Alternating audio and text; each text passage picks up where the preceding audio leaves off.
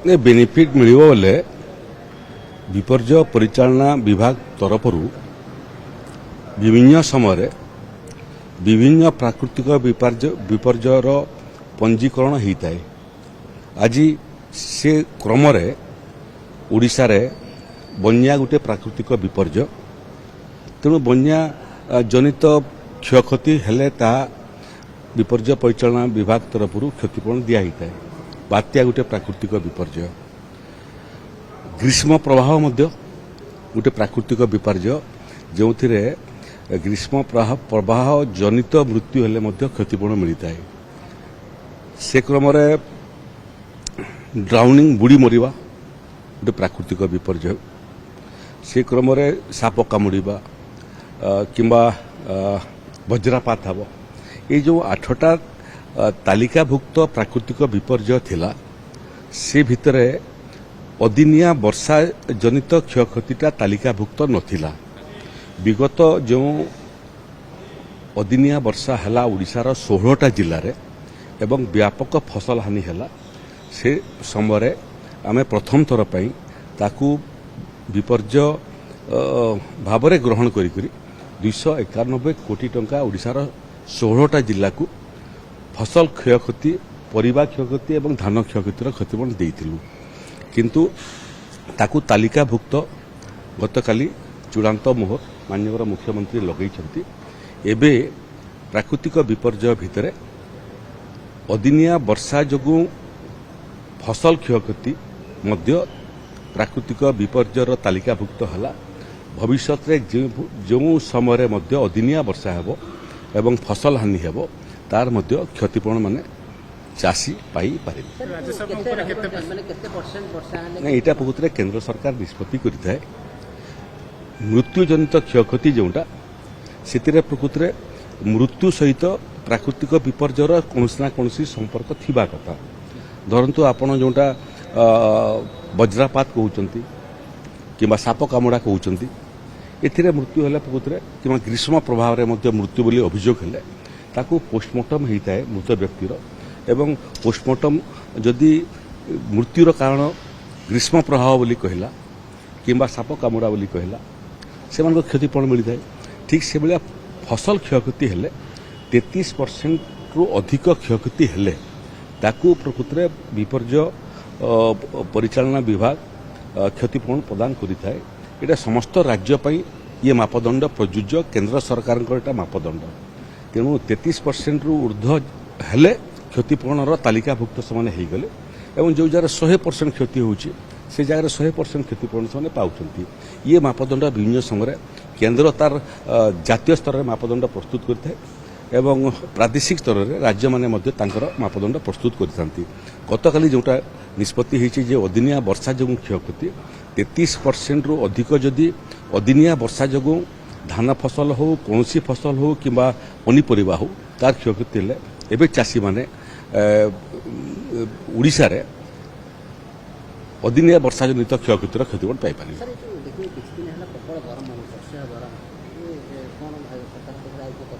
देखु ये सरकार को गोटे वर्ष होगापी जाऊँगी।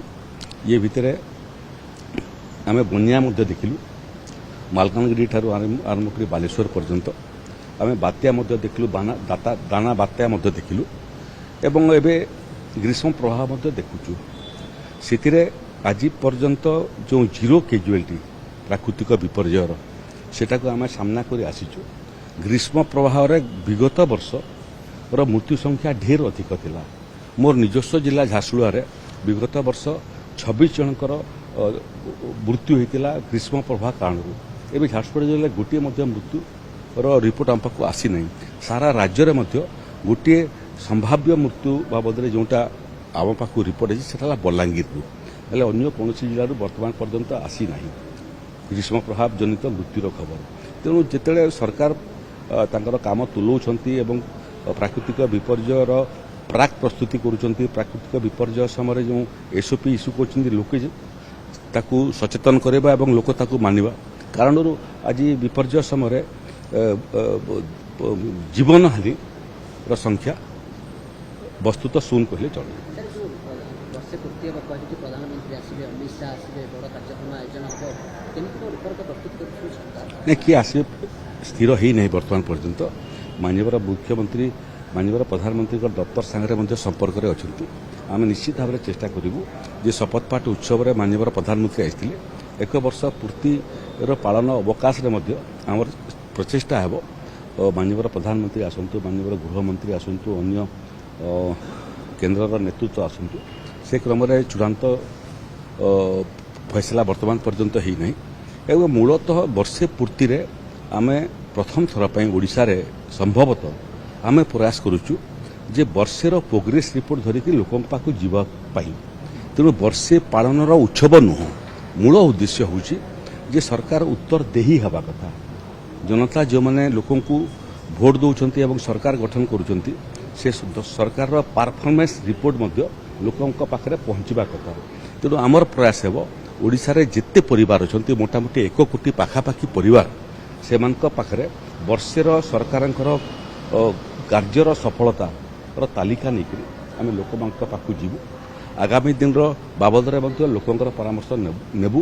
ସରକାରୀ କାମରେ ଏବଂ ଗଭର୍ଣ୍ଣାନ୍ସରେ ଲୋକମାନଙ୍କର ମଧ୍ୟ ସହଭାଗିତା ରହିବା କଥା। ଏବେ ବିକଶିତ ଓଡ଼ିଶା ଗଠନ ପାଇଁ ମଧ୍ୟ ଯେଉଁ ଡ୍ରାଫ୍ଟ ପ୍ରପୋଜାଲ ଆମେ ପ୍ରସ୍ତୁତ କରିଛୁ ସେଥିରେ ମଧ୍ୟ ଲୋକମାନଙ୍କର ମଧ୍ୟ ମତାମତ ଏବଂ ପରାମର୍ଶ ଆମେ ନେଉଛୁ। ତେଣୁ ଇଏ ଯେଉଁ ବର୍ଷେ ପୂର୍ତ୍ତିରେ ଆମେ ଯେଉଁ 21ଟା ନିର୍ବାଚନ ପ୍ରତିଶ୍ରୁତି ଦେଇଥିଲୁ, ବର୍ଷେ ପୁରୀ ନାହିଁ କିନ୍ତୁ ଆମେ ସେଥିରୁ 11ଟା ପ୍ରତିଶ୍ରୁତି କାର୍ଯ୍ୟକାରୀ କରି ସାରିଲୁଣି। ଯେମିତି 800 ଟଙ୍କା ଇନପୁଟ୍ ସବସିଡି ଦେବା କଥା ଆମେ ତୁରନ୍ତ ସରକାର ଯେଉଁଦିନ ହେଲା ସେଇଦିନ ଆମେ କରିଦେଲୁ। ଯେଉଁ ସୁଭଦ୍ରା ଯୋଜନା କଥା ଆମେ ପ୍ରତିଶ୍ରୁତି ଦେଇଥିଲୁ 50,000 ଟଙ୍କା ପ୍ରତ୍ୟେକ ମା'ମାନଙ୍କୁ ଭଉଣୀମାନଙ୍କୁ 18 ବର୍ଷରୁ ଉର୍ଦ୍ଧ୍ୱ ମିଳିବ, ସେଇଟା ମଧ୍ୟ ଆମେ କରିସାରିଛୁ। ଆୟୁଷ୍ମାନ ଯୋଜନା କାର୍ଯ୍ୟକାରୀ କରିବା କଥା ଆମେ କରିସାରିଛୁ। ତେଣୁ 21ରୁ 11 କାର୍ଯ୍ୟକାରୀ ହେଲାଣି, ବାକି ଯେଉଁ 10ଟା ରହିଲା ସେଇଟା ଆମେ ପ୍ରୟାସ କରିବୁ ଆଗାମୀ ଗୋଟିଏ ବର୍ଷ ଯେଉଁଟା ସେ ଭିତରେ ତାକୁ ପାଳନ କରିବା ପାଇଁ ଏବଂ ଯେଉଁଟା ନିର୍ବାଚନ ପ୍ରତିଶ୍ରୁତିର ବାହାରେ ବି ଅଛି, ଯେଉଁଟା ଲୋକମାନେ ଚାହିଁବେ କି ଲୋକ ପରାମର୍ଶ ଦେବେ ତାକୁ ମଧ୍ୟ ଆଗାମୀ ଦିନରେ ଆମେ କାର୍ଯ୍ୟକାରୀ କରିବା ପାଇଁ ଚେଷ୍ଟା କରିବୁ।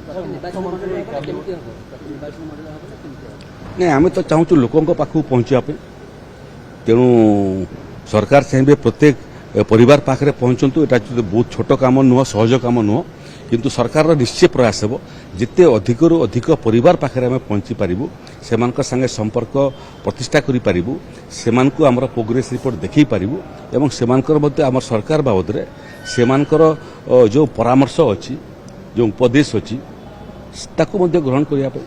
ତେଣୁ ପ୍ରାଦେଶିକ ସ୍ତରରେ ହେବ, ଜିଲ୍ଲା ସ୍ତରରେ ମଧ୍ୟ ହେବ ଏବଂ ବ୍ଲକ ମ୍ୟୁନିସିପାଲିଟି ସ୍ତରରେ ମଧ୍ୟ ହେବ ଏବଂ ପଞ୍ଚାୟତ ସ୍ତରରେ ମଧ୍ୟ ହେବ। ମୂଳତଃ ଲକ୍ଷ୍ୟ ହେଉଛି ଯେଉଁ ଲୋକ ସରକାର ଗଠନ କରିଛି ନିଜର ଭୋଟ ଖଣ୍ଡେ ଦେଇକରି, ସେ ସରକାରର ଗତିବିଧି ଏବଂ ସରକାରର ସଫଳତା ଜାଣିବାର ତାର ଅଧିକାର ଏବଂ ଆମର କର୍ତ୍ତବ୍ୟ ଆମେ କ'ଣ କରିଛୁ ଆମର ପ୍ରୋଗ୍ରେସ ରିପୋର୍ଟଟାକୁ ମାର୍କିଂ କରିବା ପାଇଁ। ସେମାନେ ପରୀକ୍ଷକ, ସେମାନେ ଆମେ ତ ପରୀକ୍ଷା ଦେଉଛୁ। ତେଣୁ ଛାତ୍ରମାନେ ଯେମିତି ପାଠ ପଢ଼ି ସାରିଲା ପରେ ଯେଉଁ ପ୍ରୋଗ୍ରେସ ରିପୋର୍ଟ ମାର୍କା ମିଳେ ଯିଏକିରି ବାପା ମାଆକୁ ଦେଖିଥାନ୍ତି, ଗଣତନ୍ତ୍ର ବାପା ମା ସାଧାରଣ ନାଗରିକ ତାଙ୍କ ପାଖକୁ ଯିବୁ ସରକାରର ପ୍ରୋଗ୍ରେସ ରିପୋର୍ଟ ଦେଖିବା। ମୋତେ ଆଇଡ଼ିଆ ନାହିଁ, ଅବଶ୍ୟ ମୋର କୌଣସି ଟିପ୍ପଣୀ କରିବାର ନାହିଁ। ସମ୍ବାଦପତ୍ରରେ ଯାହା ସବୁ ବାହାରେ ସେଟାର ସତ୍ୟାସତ୍ୟ ମଧ୍ୟ ଅନୁସନ୍ଧାନ କରିବାର ଆବଶ୍ୟକତା ଅଛି।